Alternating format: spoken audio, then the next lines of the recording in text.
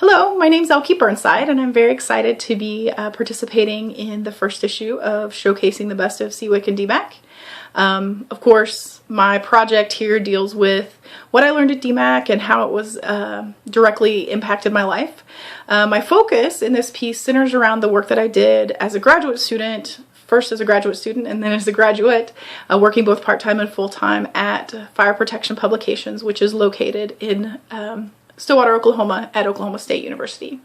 Looking back now, I see how fortunate I was to find a position that would allow me to combine my interest in rhetoric, technical writing, and multimodal composing all at once. And I think in the moment I wasn't really aware of how interesting and unique that was, but I'm very excited that I had that experience.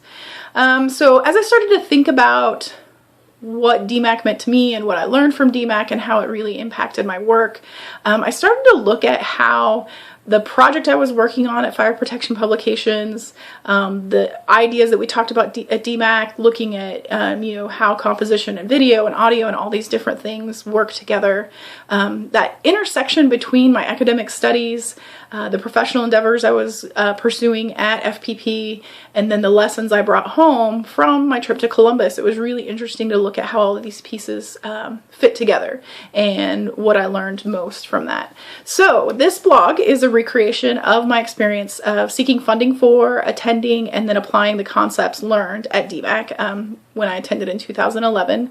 So my intention with the piece is to share my journey as a professional writer, working with digital multimodal technology for content delivery in a technical training environment.